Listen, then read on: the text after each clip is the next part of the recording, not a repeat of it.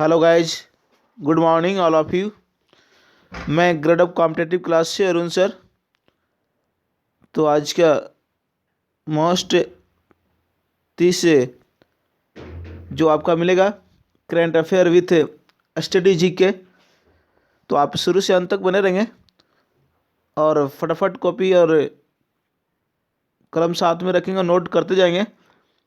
जो मोस्ट है सभी सवाल जो नेक्स्ट आपका एग्ज़ाम होने वाला है, आपका फेज 3 जो एनटीपीसी उसी पर आपका आधारित पर बनाया गया है, जो सभी मोस्ट है।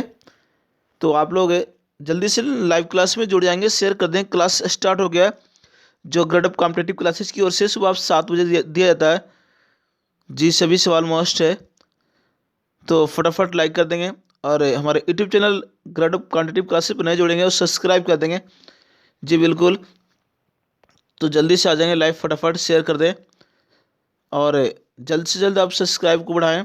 मात्र ज़्यादा नहीं बच रहा है अब, तो जल्दी से आप लोग सब्सक्राइब को बढ़ाएं। तो मैं बीच में आप लोग के मोस्ट 3 टाइम सुबह दोपहर शाम 3 टाइम में लेकर आऊँगा ऑनलाइन क्लासेज, जो स्टडी जीके और आपका करंट अफेयर के साथ जो फुल डिस्कशन के साथ मिलेगा, एक्सप्लेन के साथ मिलेगा डिजिटल बोर्ड के माध्यम से। तो जल्द से आप लोग सब्सक्राइब को बढ़ाएं जी। ज़्यादा टाइम नहीं है अब जी, आपका जो 1000 सब्सक्राइब पूरे होने में जी। बिल्कुल, तो मैं शुरू करता हूँ आज का जो सभी मोस्ट सवाल है, तो शुरू से अंत तक बने रहेंगे।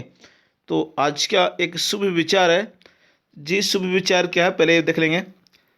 आज का शुभ विचार जी, हमारे एपीजे अब्दुल कलाम ने कहा था जी। बिल्कुल, कि आत्मविश्वास और कड़ी मेहनत असफलता नाम की बीमारी का सबसे बढ़िया दवा है जी। बिल्कुल, जब तक अपने आप में आत्मविश्वास मजबूत नहीं कर पाएंगे जी, बिल्कुल अपने आप में आत्मविश्वास में मजबूत करना होगा, तभी आप सफल होंगे। वही एपीजे अब्दुल कलाम ने कहा था कि आत्मविश्वास और कड़ी मेहनत असफलता नाम की बीमारी का सबसे बढ़िया दवा है जी। बिल्कुल, ना इसमें आपको कोई कैप्सूल लेने की ज़रूरत है, केवल ग्रेड अप कॉम्पिटेटिव क्लासेस की ओर में आप जुड़ जाए तो आपकी जो कमजोरी है, आपकी जो बीमारी है, वो आपको दूर हो जाएगा। बिल्कुल, जब तक तोड़ेंगे नहीं, जब तक ऑनलाइन क्लासेस को छोड़ेंगे नहीं, बिल्कुल इस तरह बने रहेंगे। तो आत्मविश्वास और कड़ी मेहनत असफलता नाम की बीमारी का सबसे बढ़िया दवा है, बिल्कुल सही बात है। तो अपने आप में मजबूत जब तक नहीं रहेंगे, जब तक सफल नहीं हो पाएंगे आप लोग। तो शुरू करते हैं। आज का पहला सवाल क्या बोलता है जी? आज का पहला सवाल क्या बोलता है? आज का पहला सवाल अटाला मस्जिद तथा झांझरी मस्जिद, ये सवाल आपका है। थोड़ा सा यहाँ पे मिसप्रिंट हुआ है, इसको पढ़ेंगे झंझरी जी। बिल्कुल गलत है, यहाँ पे लिखा हुआ झंझरी पढ़ेंगे इसको। बिल्कुल, अटाला मस्जिद तथा झंझरी मस्जिद कहाँ में स्थित है, ये आपका सवाल है। तो जल्दी से बता देंगे सभी को मिलकर।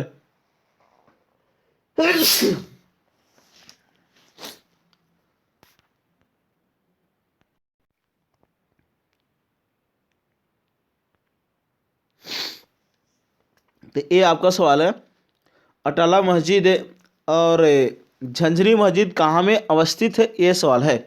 तो जल्दी से बता देंगे सभी को मिलकर, फटाफट आंसर देते जाएंगे जी। मोस्ट है सभी सवाल जी, बने रहेंगे शुरू से अंत तक और शेयर कर देंगे। क्लास स्टार्ट हो गया और आप लोग कॉपी में नोट करते जाएंगे और इसको RNR कर लेंगे, रीड एंड रिवीजन जी। बिल्कुल, जीके जीएस से रट्टा मारने की जरूरत नहीं है, उसको बार बार फोकस करेंगे तभी आपको याद होगा। बिल्कुल जी, बिल्कुल ये आंसर आपका जौनपुर होगा। जौनपुर याद रखेंगे आपका, जौनपुर अटाला मस्जिद और झंझरी मस्जिद कहाँ में? जौनपुर में। ये सवाल पूछा हुआ रेलवे ग्रुप डी में 2018 में जी। सवाल मोस्ट है, इसको नोट कर लेंगे। और आपको मालूम होगा कि पूर्व का सिराज के नाम से जौनपुर को कहा जाता है। बिल्कुल, सिराज ए हिंदुस्तान, सिराज ए हिंदुस्तान के नाम से जौनपुर को बोलते हैं। या आपका पूछिए पूर्व का सिराज किसको बोलते हैं, तो जौनपुर को बोलते हैं। जो जौनपुर शहर के संस्थापक पूछिए फिरोज शाह तुगलक जी। बिल्कुल याद रखेंगे और मोस्ट आपसे पूछेगा सवाल, याद रखेंगे। दशावतार मंदिर जो आपका किस राज्य में स्थित है? उत्तर प्रदेश के कौशाम्बी नगर में, याद रखेंगे। दशावतार मंदिर जो गुप्त काल में बनाया गया था, जी बिल्कुल याद रखेंगे। दशावतार मंदिर जो गुप्त काल में बनाया था, कौशाम्बी में स्थित है, बिल्कुल याद रखें इस तरह। और जो नेक्स्ट चलते हैं आपका दूसरे नंबर सवाल पर। दूसरा सवाल क्या बोला कि भारतीय गन्ना अनुसंधान संस्थान कहाँ है? ये आपका सवाल है। भारतीय गन्ना अनुसंधान संस्थान कहाँ है? ये आपका सवाल है, जल्दी से बता देंगे सभी को मिलकर फटाफट। तो आपका आंसर होगा लखनऊ। जी बिल्कुल याद रखें, लखनऊ होगा आपका भारतीय गन्ना अनुसंधान संस्थान। जी बिल्कुल। अगर आपसे पूछता सवाल केंद्रीय गन्ना शोध संस्थान कहाँ है?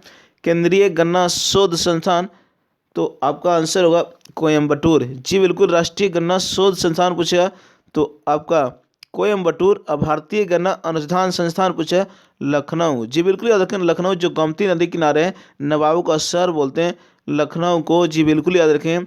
अब क्या पूछिए सवाल कि अवध का अंतिम राजधानी कहाँ थी? तो लखनऊ। जी बिल्कुल याद रखें। और बड़ा इमामबाड़ा, छोटा इमामबाड़ा कहाँ में स्थित है? तो लखनऊ में, जो उत्तर प्रदेश की राजधानी है लखनऊ। जी बिल्कुल इस तरह याद रखेंगे आप। मोस्ट है सभी सवाल। चलते हैं नेक्स्ट आपका तीसरे नंबर सवाल पर। तीसरा सवाल क्या हो रहा है कि 20 जून 1920 को इलाहाबाद में किसकी अध्यक्षता में खिलाफत आंदोलन के प्रस्ताव को पारित किया गया? जी बढ़िया सवाल है, जल्दी से बता देंगे सभी को मिलकर। 20 जून 1920 को इलाहाबाद में किसकी अध्यक्षता में खिलाफत आंदोलन के प्रस्ताव को पारित किया गया? ये आपका सवाल है, जल्दी से बता देंगे सभी को मिलकर फटाफट। जो अभी तक लाइक नहीं किए, लाइक कर दिए, शेयर कर दें। क्लास स्टार्ट हो गया जो ग्रेड कॉम्पिटेटिव क्लासेस की ओर से आपको सुबह 7 बजे दिया जाता है। जी माँ, तो बने रहेंगे इसी तरह शुरू से अंत तक, बीच में जाएंगे कहीं आप लोग। जी बिल्कुल। तो आंसर आपको महात्मा गांधी, याद रखेंगे आपका महात्मा गांधी। महात्मा गांधी आपका जो 20 जून 1920 को आपका इलाहाबाद में जो खिलाफत आंदोलन के प्रस्ताव को पारित किया था, बिल्कुल याद रखें। जो खिलाफत आंदोलन 1919 में हुआ था, जो तुर्की में जो खिलाफत शब्द को समाप्त जो किया था मुस्तफ़ा कमल पाशा तुर्की का, बिल्कुल याद रखें। जी उसी से आपका खिलाफत आंदोलन लिया गया, जो आपका सैद बंधु ने, दोनों ने मिलकर किया था। जी अली बंधु, बिल्कुल। और आपका याद रखेंगे इस तरह। तो 20 जून 1920 को इलाहाबाद में किसकी अध्यक्षता में खिलाफत आंदोलन का प्रस्ताव पारित किया गया? तो महात्मा गांधी। चलते नेक्स्ट आपका चौथे नंबर सवाल पर। चौथा सवाल क्या है कि किसने आगरा शहर का निर्माण किया? जी बिल्कुल, किसने आगरा शहर को बसाया? आगरा शहर के संस्थापक कौन था? ये सवाल है, जल्दी से बता देंगे सभी को मिलकर फटाफट आंसर दे देंगे। जी मोस्ट है, जल्दी से बता देंगे सभी को मिलकर। जी आगरा शहर के संस्थापक कौन था? ये सवाल आपसे मैंने पूछा, जल्दी से बता देंगे। अच्छे सवाल है, हमेशा एग्जाम में टपकता है, छपता है, तो इसको जी नोट कर लेंगे। सभी मोस्ट सवाल है, सभी को नोट कर लेंगे, जब तक तोड़ेंगे नहीं, जब तक छोड़ेंगे नहीं। जी बिल्कुल, इस तरह आप आंसर देते जाएंगे जल्दी से फटाफट सभी को मिलकर। जल्दी से बता देंगे सभी को मिलकर। जी अच्छे सवाल है, बढ़िया सवाल है। तो आपका आंसर होगा सिकंदर लोधी। जी बिल्कुल, आंसर यहाँ पे सिकंदर लोधी ने आगरा शहर के संस्थापक था, जो अपनी राजधानी बनाया था 1504 में। बिल्कुल याद रखें, जो आपका दिल्ली से आगरा स्थानांतरित किया था। जी बिल्कुल, आगरा शहर का निर्माण किया, अपनी राजधानी बनाया था आगरा, जो 1504 में। बिल्कुल याद रखें। और जो दिल्ली से आगरा स्थानांतरित किया था सिकंदर लोधी ने। जी बिल्कुल याद रखें, जो लोधी वंश से संबंधित था सिकंदर लोधी। जी बिल्कुल, लोधी वंश के संस्थापक पूछेगा बहलोल लोधी। लोधी वंश का अंतिम शासक इब्राहिम लोधी। बिल्कुल याद रखें, इस तरह इब्राहिम लोधी को हराकर बाबर ने बिल्कुल प्रथम जो आपका पानीपत का युद्ध जो हुआ था, बिल्कुल उसमें इब्राहिम लोधी को हराया था 1526 में। 21 अप्रैल 1526 को पानीपत का प्रथम युद्ध हुआ था, जिसमें इब्राहिम लोधी और बाबर के बीच हुआ था। बाबर ने विजयी हुआ था। बिल्कुल याद रखें इस तरह। जी मोस्ट है आपका सवाल। चलते हैं नेक्स्ट 5वें नंबर सवाल पर। 5वां सवाल क्या बोला आपका? अस्थि मज्जा में मौजूद कौन सा हार्मोन उत्पादन को बढ़ावा देता है? जी ये सवाल है, अस्थि मज्जा में मौजूद कौन सा हार्मोन उत्पादन को बढ़ावा देता है? ये आपका सवाल है, जल्दी से बता दें सभी को मिलकर फटाफट।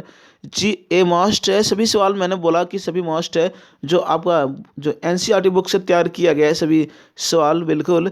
तो जो नेक्स्ट एग्जाम एनटीपीसी का होगा उसमें आपका टपकेगा छपेगा बिल्कुल, सभी एग्जाम के लिए बनाया गया है। आपका NTPC, railway group D, SSC और बिहार दरोगा, बिहार पुलिस, सभी एग्जाम के लिए बनाया गया है। जीके जीएस सभी एक ही होता है बिल्कुल, या आपका बिहार एसएससी का ना एग्जाम हो क्यों, और आपका बिहार पुलिस हो, आपका एसएससी हो, आपका बिहार एनटीपीसी हो या ग्रुप डी हो, सभी एक ही होता है लेकिन अलग अलग होता है, थोड़ा सा चेंज हो जाता है बिल्कुल। कहा गया है द्रव सभी द्रव एक ही है लेकिन आकार अलग अलग होता है बिल्कुल, वही यहाँ पे है। जीके जीएस सबके लिए बराबर है बिल्कुल, न कि स्पेशल आपका एनटीपीसी के लिए बिल्कुल। तो चल इसका आंसर होगा अस्थि मज्जा में कौन सा मौजूद, अस्थि मज्जा में मौजूद कौन सा हार्मोन उत्पादन को बढ़ावा देता है, ये आपका सवाल है। तो आपका आंसर होगा जी बिल्कुल याद रखेंगे एरिथ्रोपोइटिन। जी आपका आंसर होगा एरिथ्रोपोइटिन।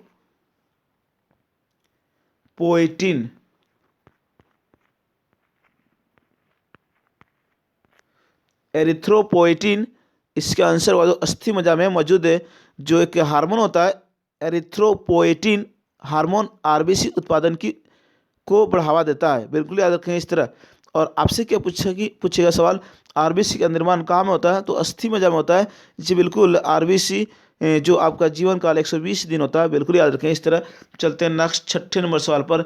जी बने रहेंगे शुरू से अंत तक, जब तक तोड़ेंगे नहीं, जब तक क्लास को छोड़ेंगे नहीं बिल्कुल। मोस्ट है 30 सवाल मिलेगा current affair with static GK, जो आपको स्टैटिक्स रसगुल्ले मिलेगा, टपकेगा छपेगा मुंह में आपको जी बिल्कुल परीक्षा हॉल में। चलते हैं नेक्स्ट 6ठे नंबर सवाल पर। 6ठा नंबर सवाल क्या हो रहा है, मानव की आंख किस सिद्धांत पर काम करती है? ये आपका सवाल है, जो मानव की आंख जो होता है किस सिद्धांत पर काम करती है, ये आपका सवाल है। जल्दी से बता दें, आपका आंसर होगा बिल्कुल फटाफट बता देंगे आंसर। तो प्रकाश का आपका अपवर्तन, जी बिल्कुल याद रखें, प्रकाश का अपवर्तन बिल्कुल याद रखें, इस सिद्धांत पर काम करता है मानव की आंख बिल्कुल। मानव की आंख है प्रकाश का अपवर्तन पर काम करती है बिल्कुल, याद रखें इस तरह। मोस्ट है सवाल। चलते हैं नेक्स्ट आपका 7वें नंबर सवाल पर। 7वां सवाल, छापर मेला आयोजित किया जाता है? जी बिल्कुल याद रखें, सवाल क्या हो रहा है, छापर मेला जो आपका छापर मेला किस राज्य में आयोजित किया जाता है, ये आपका सवाल है। जल्दी से बता देंगे सभी को मिलकर फटाफट। जी बढ़िया से बता देंगे, आंसर दे देंगे जल्दी से। छापर मेला है किस राज्य में आयोजित किया जाता है, ये आपका सवाल है, जल्दी से बता देंगे जी। और अभी तक जो लाइक नहीं किया लाइक कर देंगे, फटाफट शेयर कर देंगे। क्लास स्टार्ट हो गया है जी बिल्कुल। और हमारे YouTube channel Gradeup competitive classes पर जो नए जुड़े हैं वो सब्सक्राइब कर देंगे जी। बता देंगे जल्दी से आंसर फटाफट सभी को मिलकर। तो याद रखें आपका पंजाब, जी बिल्कुल याद रखें, पंजाब में छापर मेला आयोजित किया जाता है, एक सामाजिक त्यौहार है बिल्कुल छापर मेला, जो पंजाब राज्य में जो आयोजित किया जाता है बिल्कुल याद रखें। भांगड़ा किस राज्य का लोक नृत्य है? पंजाब, जी बिल्कुल याद रखें। भांगड़ा किस राज्य का लोक नृत्य है? तो पंजाब बिल्कुल याद रखेंगे। और यहाँ पे याद रखें, मरु पूछे, मरु उत्सव किस राज्य में मनाया जाता है? तो राजस्थान में। गणेश उत्सव मनाया जाता है किस राज्य में? महाराष्ट्र में। ऊंट महोत्सव किस राज्य में? तो राजस्थान में। हाथी उत्सव पूछा तो राजस्थान के जयपुर में मनाया जाता है हाथी उत्सव बिल्कुल, ये सवाल पूछा है एनटीपीसी में, हाथी उत्सव जी बिल्कुल याद रखें। ऊंट उत्सव पूछा तो राजस्थान में, जो अजमेर में मनाया जाता है जी। पतंग उत्सव पूछा गुजरात में मनाया जाता है। नौका विहार का संबंध किस राज्य से? तो केरल में। इस तरह याद रखें जी। फिर से मैं रिवीजन कर दे रहा हूँ, आपका छापर मेला जो आयोजित किया जाता है वो पंजाब में बिल्कुल, और मरु उत्सव राजस्थान में, गणेश उत्सव महाराष्ट्र में, ऊंट उत्सव राजस्थान में, पतंग उत्सव गुजरात में, और नौका विहार का उत्सव केरल राज्य में मनाया जाता है बिल्कुल, इस तरह याद रखें। चलते हैं नेक्स्ट 8वें नंबर सवाल पर। 8वां सवाल क्या हो रहा है कि संयुक्त राष्ट्र महासभा ने 2020 को मनाने की घोषणा की है किस रूप में? ये आपका सवाल है जी, बता देंगे जल्दी से फटाफट। आपका क्या बोल रहा है यहाँ पे, संयुक्त राष्ट्र महासभा ने 2020 को मनाने की घोषणा की है किस रूप में? ये आपका सवाल है जी बिल्कुल, आंसर दे देंगे जल्दी से फटाफट। तो आंसर होगा पौधों की देखभाल हेतु अंतर्राष्ट्रीय वर्ष। पौधों की देखभाल, जी याद रखें आपका पौधों की देखभाल, पौधों की देखभाल हेतु अंतर्राष्ट्रीय वर्ष जो आपका मनाया गया है, बिल्कुल लिख लेंगे आप लोग कॉपी में। जी अच्छे सवाल है। संयुक्त राष्ट्र महासभा ने 2020 को मनाने की घोषणा किस रूप में की है? पौधों की देखभाल अंतर्राष्ट्रीय वर्ष। जी बिल्कुल, मैं रिवीजन कर दे रहा हूँ। पौधों की देखभाल हेतु अंतर्राष्ट्रीय वर्ष संयुक्त राष्ट्र महासभा ने 2020 को मनाने की घोषणा की है। बिल्कुल इस तरह याद रखेंगे। चलते नेक्स्ट आपका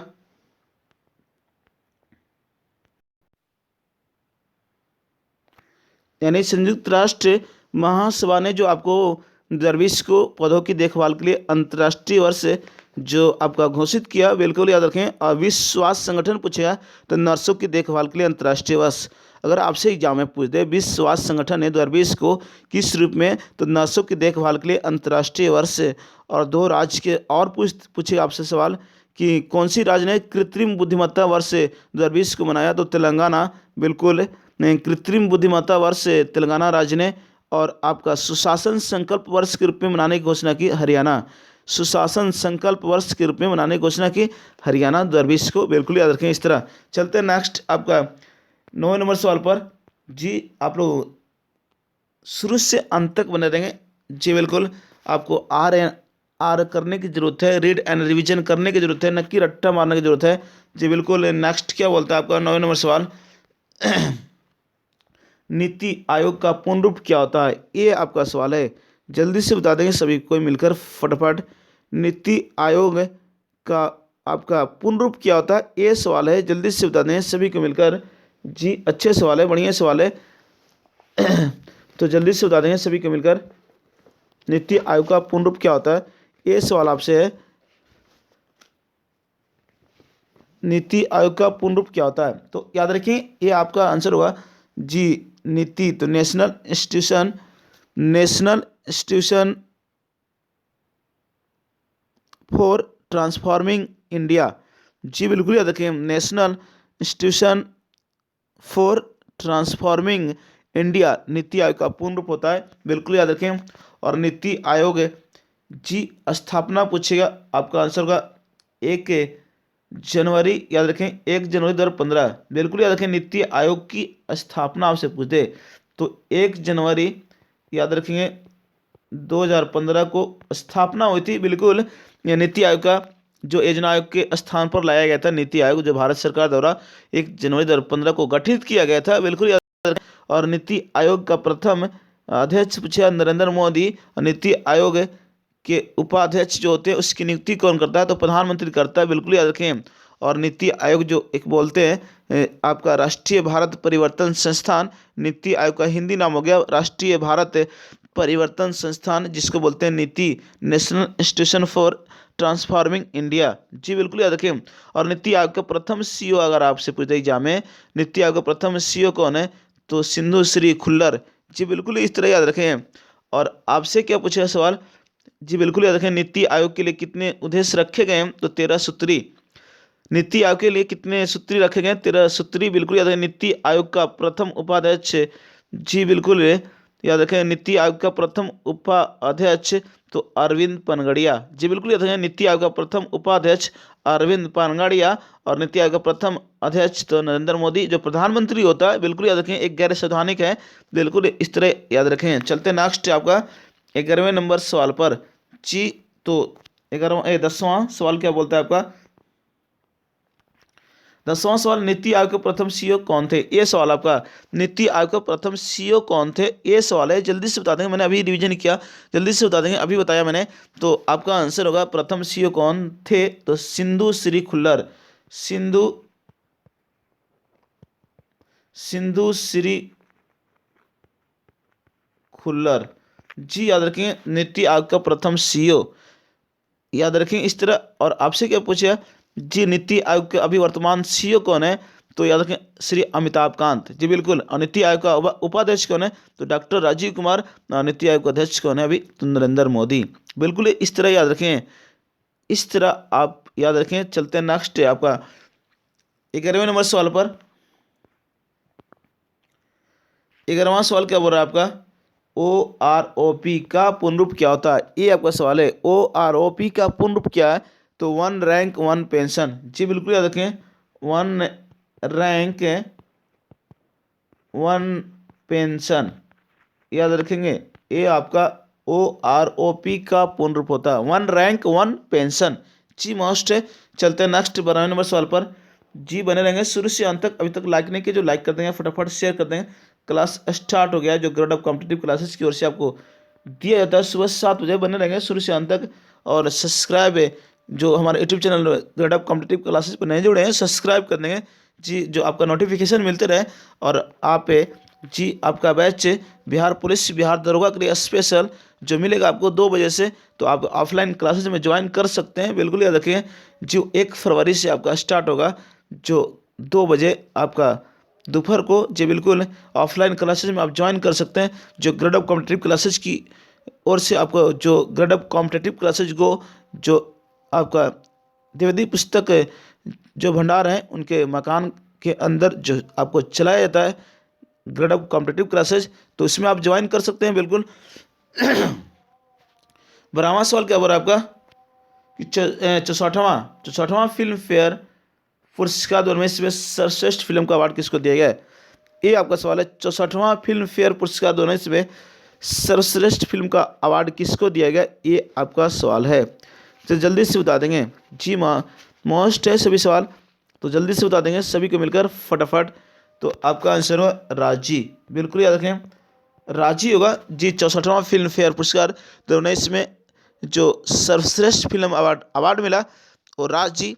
सर्वश्रेष्ठ निर्देशक पूछेगा तो मेघना गुलजार जो फिल्म राजी के लिए, और सर्वश्रेष्ठ अभिनेता तो रणवीर कपूर जो संजू फिल्म के लिए, और आपका पूछेगा सर्वश्रेष्ठ अभिनेत्री तो आलिया भट्ट जो फिल्म राजी के लिए मिला। बिल्कुल इस तरह याद रखेंगे। चलते नेक्स्ट 13वें नंबर सवाल पर।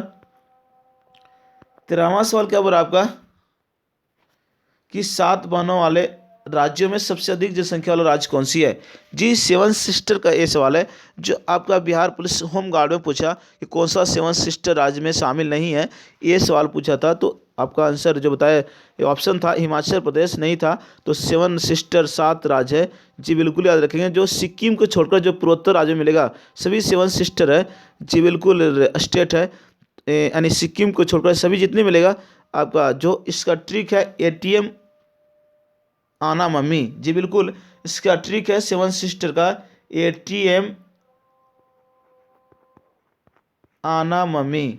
जी बिल्कुल याद रखें, जो 7 राज्यों का जो 7 राज्यों की बहन जो बोलते हैं 7 सिस्टर बोलते हैं, जो 7 राज्य है उसका जो ट्रिक है बिल्कुल याद रखें, क्योंकि सवाल पूछते रहता है। तो पूछेगा सवाल कि आपका कौन सी 7 राज्यों में शामिल नहीं है, कौन सा 7 सिस्टर का राज्य जो है उसका नहीं है, ऐसे पूछा अभी पूछते रहता अभी। तो याद रखेंगे मैंने पूछा ATM आना मम्मी, तो A से आपका हो गया असम, और T से त्रिपुरा, M से मेघालय, और अ से अरुणाचल प्रदेश, न से नागालैंड, M से मणिपुर, मी से मिजोरम। तो इस तरह याद रखेंगे। फिर से मैं एक बार रिवीजन कर दे रहा हूँ। तो असम, A से असम, T से त्रिपुरा, M से मणिपुर, अ से अरुणाचल प्रदेश, न से नागालैंड, और म से आपका मेघालय, और M से मिजोरम। बिल्कुल इस तरह याद रखें। आपका 7 सिस्टर ATM आना मामी ये ट्रिक है, बिल्कुल याद रखें। और अब क्या पूछा सवाल, मैंने पूछा 7 बहन राज्यों में सबसे अधिक जनसंख्या वाला राज्य कौन सा है, मैंने ये सवाल पूछा आप लोग से। तो याद रखें असम। बिल्कुल याद रखें, ये स्पेशल सवाल बना है, स्पेशल सवाल है। असम याद रखें, 7 बहन राज्यों में सबसे अधिक जनसंख्या वाला राज्य तो असम, और सबसे कम पूछा तो मिजोरम। बिल्कुल याद रखें, 7 बहन राज्यों में सबसे अधिक जनसंख्या वाला राज्य असम, और सबसे कम पूछेगा 7 बहन राज्यों में तो आपका आंसर हुआ मिजोरम। इस तरह याद रखें। चलते हैं नेक्स्ट आपका 14वें नंबर सवाल पर। 14वां सवाल क्या बोलता है कि वर्ष 2019 का यूरोपीय गोल्डन शू अवार्ड किसने जीता। ये सवाल है, वर्ष 2019 का यूरोपीय गोल्डन शू अवार्ड किसने जीता, ये आपका सवाल है। यूरोपीय होगा, थोड़ा सा यहाँ पे इसको पढ़ेंगे यूरोपीय यूरोपीय गोल्डन शू अवार्ड है किसको दिया गया, कौन सी खिलाड़ी को दिया गया, ये आपका सवाल है। तो आंसर याद है लियोनल मेसी, जो अर्जेंटीना के, बिल्कुल याद रखें, लियोनल मेसी को दिया गया, जो अर्जेंटीना के जो फुटबॉल से संबंधित है, जो वस्तु उन्हें इसका यूरोपीय गोल्डन शू अवार्ड दिया गया। जी बिल्कुल याद रखें। चलते हैं नेक्स्ट आपका 15वें नंबर सवाल पर। 15वां सवाल क्या हो रहा है कि 23वां शीतकालीन ओलंपिक 2018 कहाँ हुआ। यहाँ पे पढ़ेंगे 23वां, जी बिल्कुल याद रखें, 23वां शीतकालीन ओलंपिक खेल 2018 कहाँ में हुआ, किस देश में हुआ, ये आपका सवाल है। तो याद रखें दक्षिण कोरिया, बिल्कुल प्योंगचांग, बिल्कुल याद रखें प्योंगचांग शहर में हुआ था, जो दक्षिण कोरिया में। बिल्कुल याद रखें शीतकालीन ओलंपिक 2018 का 2023 यानी कहने का मतलब 23वां शीतकालीन ओलंपिक खेल 2018 कहाँ हुआ, तो प्योंगचांग जो दक्षिण कोरिया में खेला गया। बिल्कुल याद रखें इस तरह, दक्षिण कोरिया का राजधानी सियोल, दक्षिण कोरिया का मुद्रा वान, बिल्कुल याद रखें इस तरह। चलते नेक्स्ट आपका 16वें नंबर सवाल पर। 16वां सवाल क्या हो रहा है आपका कि सबका साथ सबका विकास पुस्तक कौन लिखा, ये आपका सवाल है। जल्दी से बता दें सभी को मिलकर, सबका साथ सबका विकास पुस्तक कौन लिखा। तो आपका आंसर होगा विजय प्रताप सिंह, बिल्कुल याद रखें आपका विजय प्रताप सिंह, जो याद रखेंगे आपका सबका साथ सबका विकास, जी मस्ट है। चलते हैं नेक्स्ट आपका 7वें नंबर सवाल पर। 17वें नंबर सवाल पर 17वां सवाल, moving on moving forward a year in office पुस्तक कौन लिखा। ये सवाल है moving on moving forward a year in office पुस्तक कौन लिखा, ये सवाल है। जल्दी से बता देंगे सभी को मिलकर। जी जो अभी तक लाइक नहीं किए लाइक कर देंगे, फटाफट शेयर कर देंगे। क्लास स्टार्ट है जो ग्रेडअप कॉम्पिटेटिव क्लासेस की ओर से सुबह 7 बजे दिया जाता है, जी फटाफट है। और हमारे YouTube channel Gradeup competitive classes पर जो नए जुड़े हैं वो सब्सक्राइब कर दें और शुरू से अंत तक बने रहेंगे। जी जीके जीएस रटने की जरूरत नहीं, RNR करने की जरूरत है, रीड एंड रिविजन करने की जरूरत है। जब तक कॉपी में नोट नहीं करेंगे, जब तक आपको याद नहीं हो पाएगा। जी बिल्कुल उसको फोकस करते रहेंगे बार बार, तो आपको करंट अफेयर, स्टडी, जीके और स्टेटिस रसगुल्ले आपको जरूर मिलेंगे परीक्षा हॉल में, टपकेगा छपेगा। तो ये आंसर होगा moving on moving forward year in office पुस्तक कौन लिखा। तो हमारे उपराष्ट्रपति जो वेंकैया नायडू, जी बिल्कुल याद रखें वेंकैया नायडू ने लिखा था, जी बिल्कुल लिखा है, याद रखेंगे moving on moving forward a year on office पुस्तक। चलते हैं नेक्स्ट आपका 18वें नंबर सवाल पर। 18वां सवाल, अंतर्राष्ट्रीय मातृभाषा दिवस कब मनाया था, ये सवाल है। जल्दी से बता देंगे सभी को मिलकर फटाफट। अंतर्राष्ट्रीय मातृभाषा दिवस तो आपका 21 फरवरी, याद रखेंगे अंतर्राष्ट्रीय मातृभाषा दिवस पूछेगा 21 फरवरी को मनाया जाता है, जी 21 फरवरी। और आपसे क्या पूछा, विश्व सामाजिक न्याय दिवस, तो 20 फरवरी, विश्व सामाजिक न्याय दिवस तो 20 फरवरी को मनाया जाता है। विश्व सामाजिक न्याय दिवस 20 फरवरी, अंतर्राष्ट्रीय मातृभाषा दिवस 21 फरवरी। चलते नेक्स्ट आपका 19वें नंबर सवाल पर। 19वां सवाल, 10 राग का युद्ध है, थोड़ा सा देखेंगे यहाँ पे, 10 राग का युद्ध, ये सवाल आपका है, जी बिल्कुल इसको पढ़ेंगे। 10 राग का युद्ध किस नदी पर हुआ था, ये सवाल है। जल्दी से बता देंगे सभी को मिलकर किस नदी पर हुआ, ये सवाल है। 10 राग का युद्ध, तो आंसर याद रखें रावी नदी, बिल्कुल जो परसणी प्राचीन नाम है नदी का नाम, रावी नदी का आधुनिक नाम परसणी। और जो 10 राग का युद्ध हुआ था जो सुदास और 10 जनों के बीच हुआ था, जी बिल्कुल जो सुदास की विजय हुई थी, जो सुदास भरत वंश से संबंधित है, ये भी याद रखेंगे। पूछता है सवाल कि सुदास किस वंश से संबंधित है, भरत वंश से। या पूछिया कि किसके किसके बीच हुआ, तो भरत वंश और 10 जनों के बीच हुआ था, जी भरत वंश यानी सुदास बिल्कुल की विजय हुआ था। आपका 10 राग का युद्ध जो ऋग्वेद के 7वें मंडल में मिलता है, बिल्कुल याद है, ऋग्वेद के 7वें मंडल में 10 राग का युद्ध का वर्णन किया गया। कौन सी नदी पर हुआ, तो रावी नदी पर हुआ, ये भी याद रखें, मस्ट है सवाल। चलते नेक्स्ट आपका 10 से 20वें नंबर सवाल पर। 20वां सवाल, न्यूमिस्मेटिक्स में किसका अध्ययन होता है? ये आपका सवाल है जी। भी रेलवे का सवाल पूछा हुआ है, 12-13 में पूछा सवाल, जल्दी से बता देंगे सभी को मिलकर। एक अच्छे सवाल है, न्यूमिस्मेटिक्स में किसका अध्ययन होता है? तो सिक्कों का अध्ययन होता है जी। सिक्कों का अध्ययन बोलते हैं, याद रखेंगे, सिक्कों का अध्ययन जी बिल्कुल। न्यूमिस्मेटिक्स में किसके अध्ययन होता है? सिक्कों का, बिल्कुल। सिक्कों के अध्ययन को मुद्रा शास्त्र भी कहते हैं जी। सिक्कों के अध्ययन को मुद्रा शास्त्र कहते हैं, बिल्कुल याद रखें। चलते हैं नेक्स्ट आपका 21वें नंबर सवाल पर जी। अच्छे सवाल है, बढ़िया सवाल है सभी। जो बनाया गया एनटीपीसी, जो तीसरे फेज, जो आपका फेज जो आपका शुरू होगा, बिल्कुल उसके लिए बनाया गया मोस्ट है सवाल।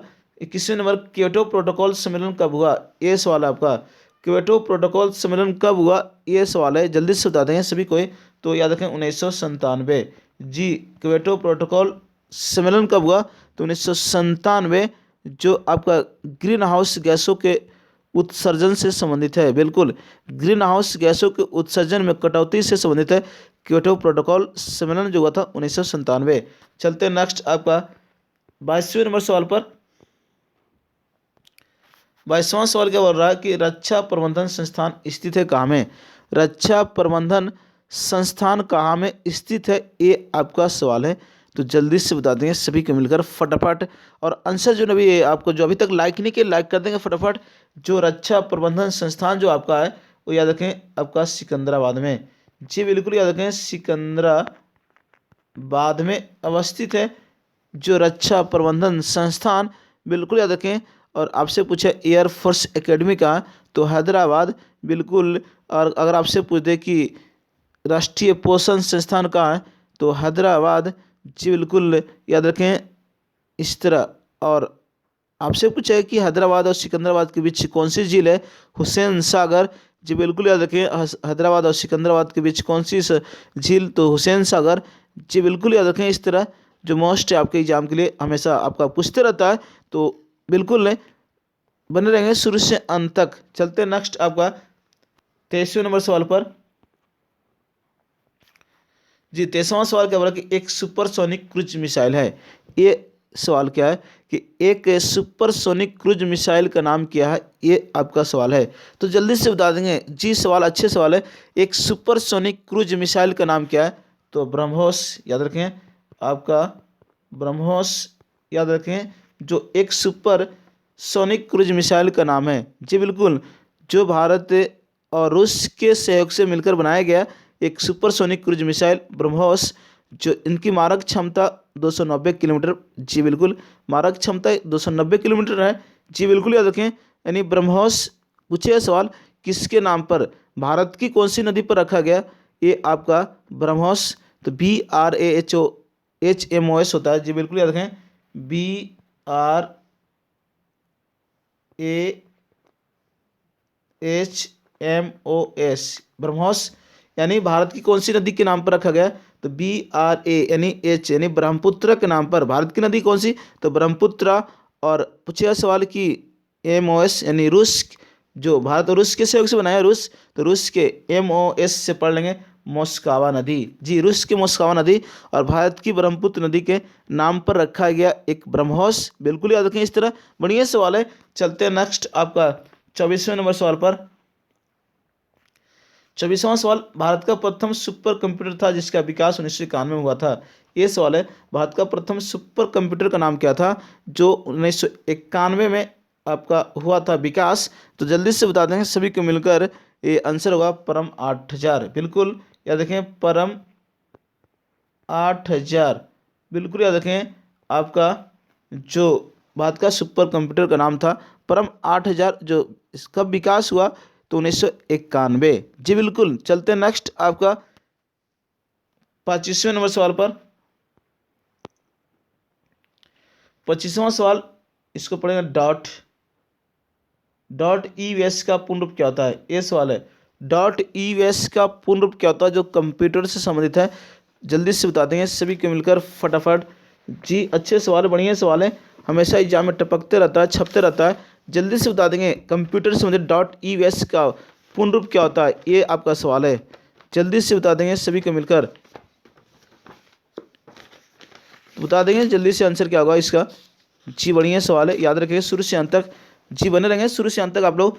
तो आपका जो डोमेन नाम है याद रखें, .us का डोमेन नाम पूछेगा तो यूनाइटेड स्टेट ऑफ अमेरिका।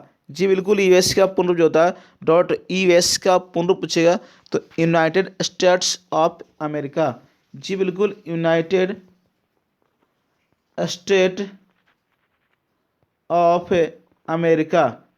जी मैं बोल रहा हूँ उससे लिख लेंगे, मीनिंग तो पता नहीं चलेगा आप लोगों को, लेकिन मैं जो बोल रहा हूँ उसको सुन लेंगे ध्यान से।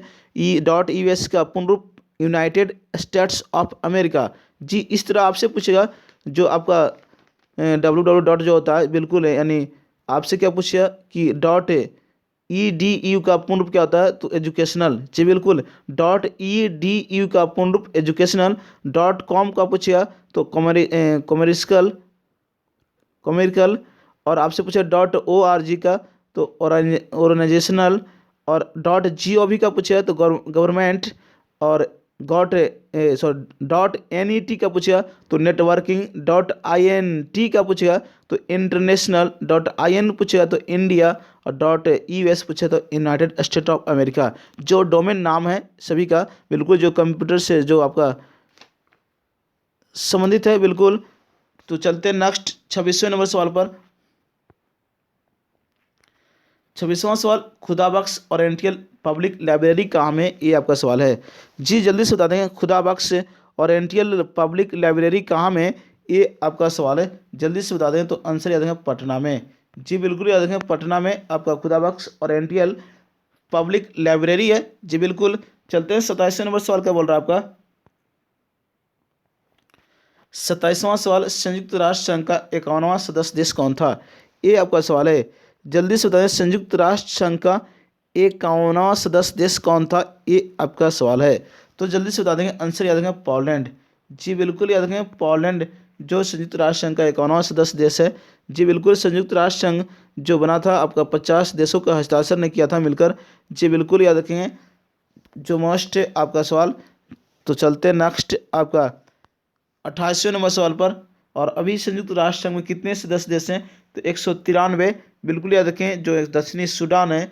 जी बिल्कुल, 28वां सवाल क्या बोलता है कि संयुक्त राष्ट्र संघ की स्थापना कहाँ में हुई, ये आपका सवाल है। संयुक्त राष्ट्र संघ की स्थापना कहाँ में हुई, तो जल्दी से बता देंगे सभी को मिलकर फटाफट। जी जल्दी से बता देंगे, संयुक्त राष्ट्र संघ की स्थापना कहाँ में हुई, ये आपका सवाल है। तो जल्दी से बता जल्दी से बता देंगे सभी को मिलकर। जी अच्छे सवाल है, बढ़िया सवाल है, तो शुरू से अंत तक बने रहेंगे। जल्दी से बता देंगे सभी को मिलकर। जी बढ़िया से बता देंगे जल्दी से फटाफट। संयुक्त राष्ट्र संघ, जी ये सवाल आपका है। तो याद रखेंगे सैन फ्रांसिस्को। जी संयुक्त राष्ट्र संघ की स्थापना कहाँ हुई तो सैन फ्रांसिस्को जो अमेरिका में है। जी सैन फ्रांसिस्को जो अमेरिका में संयुक्त राष्ट्र संघ की स्थापना हुई थी 24 अक्टूबर 1945 को। जो उसका पूर्व नाम था आपका लीग ऑफ नेशंस। जी बिल्कुल याद रखें, पूर्व नाम क्या था, लीग ऑफ नेशंस के नाम से बोलते हैं संयुक्त राष्ट्र संघ। बिल्कुल, पूर्व नाम लीग ऑफ नेशंस, जो राष्ट्र संघ बोलते हैं। जी बिल्कुल, राष्ट्र संघ की स्थापना 1920। याद रखेंगे, जो पूर्व नाम लीग ऑफ नेशंस संयुक्त राष्ट्र संघ का। बिल्कुल ये सवाल पूछा एनटीपीसी में। याद रखेंगे, संयुक्त राष्ट्र संघ के संविधान का नाम क्या है तो चार्टर। संयुक्त राष्ट्र संघ के संविधान का नाम क्या है, चार्टर। चार्टर में 19 अध्याय हैं और 111 अनुच्छेद हैं। जी बिल्कुल, अनुच्छेद 111 है चार्टर में और 19 अध्याय हैं। चलते नेक्स्ट आपका 29वें नंबर सवाल पर। 29वां सवाल, किस अम्ल का उपयोग कार्बोबैक्टीरियम में किया जाता है, ये सवाल है। किस अम्ल का उपयोग कार्बोबैक्टीरियम में किया जाता है तो सल्फ्यूरिक अम्ल। याद रखें, H2SO4 जिसको बोलते हैं सल्फ्यूरिक अम्ल बोलते हैं। जी जो कार्बोबैक्टीरियम में उपयोग में किया जाता है। बिल्कुल है, तो 29 का आंसर सल्फ्यूरिक अम्ल होगा जो कार्बोबैक्टीरियम में इस्तेमाल किया जाता है। चलते हैं नेक्स्ट 30वें नंबर सवाल पर। 30वां सवाल क्या बोल रहा है यहाँ पे कि नगर पालिका का सदस्य बनने के लिए कितना आयु होना चाहिए। जी बिल्कुल, नगर पालिका का सदस्य बनने के लिए न्यूनतम आयु कितना वर्ष होना चाहिए, ये सवाल है। तो जल्दी से मिलकर बता देंगे सभी को फटाफट। और लास्ट सवाल है 30 नंबर का। जी जो अभी तक लाइक नहीं किए, ज़्यादा से ज़्यादा लाइक कर देंगे, अभी शेयर भी कर देंगे। अच्छे सवाल है, बढ़िया सवाल है, तो जल्दी से बता देंगे सभी को मिलकर। तो नगर पालिका का सदस्य बनने के लिए न्यूनतम आयु कितना वर्ष होना चाहिए? तो आपका आंसर होगा 21 वर्ष। जी बिल्कुल याद रखें, जो नगर पालिका जो संबंधित है आपका 74वां संविधान संशोधन किससे संबंधित है? नगर पालिका से संबंधित है। जी बिल्कुल याद रखें, जो नगर पालिका में 18 विषय प्रदान किए गए हैं। जी बिल्कुल याद रखें, नगर पालिका 74वां संविधान संशोधन से संबंधित है। जी तो मैंने पूछा नगर पालिका का सदस्य बनने के लिए न्यूनतम आयु 21 वर्ष और अधिकतम आयु पूछेगा तो कोई सीमा नहीं, बिल्कुल। और नगर पालिका जी नगर निगम जी नगर यानी करने का मतलब नगर पालिका का अध्यक्ष बनने के लिए पूछे आपसे सवाल तो 30 वर्ष, नगर पालिका का अध्यक्ष बनने के लिए 30 वर्ष और सदस्य बनने के लिए 21 वर्ष याद रखेंगे। और नगर निगम की स्थापना सर्वप्रथम किस राज्य में हुई थी? तो मद्रास में। बिल्कुल याद रखें, इस सवाल पूछते होता है नगर निगम की स्थापना सर्वप्रथम किस राज्य में हुई? तो मद्रास में 1687 में हुई थी। बिल्कुल याद रखें, नगर निगम की स्थापना। तो आज का मोस्ट जो 30 सवाल मिला आपको तो कैसा लगा जरूर बताएंगे सभी को मिलकर फटाफट, और कमेंट बॉक्स में जरूर जवाब देंगे। जी बिल्कुल। और जो 30 सवाल मिला जो एनटीपीसी जो आपका नेक्स्ट फेज 3 जो होगा आपका उस पर आधारित है, बिल्कुल बनाया गया 30 most current affair with studies रसगुल्ले जो आपको मिला। कैसा लगा जरूर बता देंगे आप लोग सभी को मिलकर एक बार फटाफट। और अभी तक जो लाइक नहीं की लाइक कर देंगे जाते जाते, और सब्सक्राइब कर देंगे ताकि आपका नोटिफिकेशन मिलते रहे। जी बिल्कुल। तो बस आज का इतना ही। आज के लिए आप लोग का दिन मंगलमय हो, हंसते रहिए, फूल जैसा खिलते रहिए, मुस्कुराते रहिए, स्वस्थ रहिए, बिल्कुल। और विदा लेता हूँ, फिर मिलेंगे कल सुबह 7 बजे। तब तक के लिए जय हिंद, जय भारत, जय गरुड़ कॉम्पिटिटिव क्लासेज, जय बिहार।